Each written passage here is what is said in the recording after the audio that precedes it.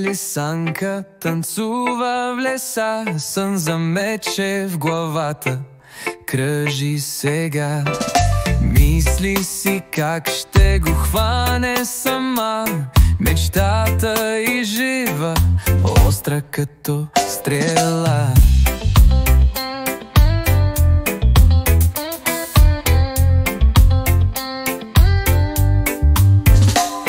Тя крие се хитро сред тъмни брези, с опашка умита листа и лъжи. Мечтае за празник, пир и ястие, мечо голямо ще бъде на масите. Но голямото мече не спи ни за час, вижда лисанка,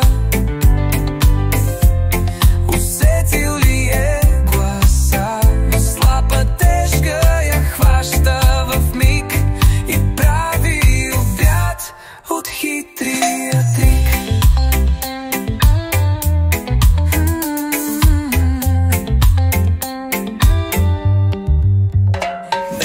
Малка лисанка била наивна, мечо голямо, пък хищник стар.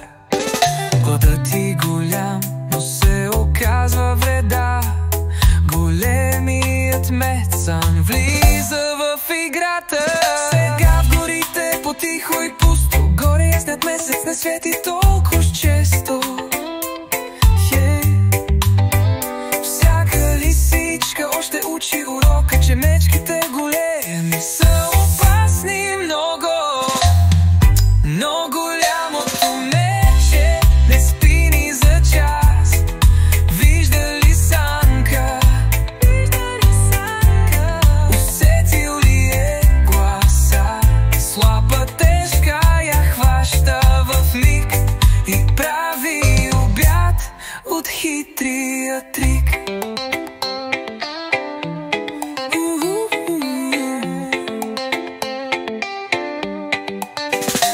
Сега в горите потихо и пусто, горе ясният месец не свети толкова често. Всяка лисичка още учи урока, че мечките големи са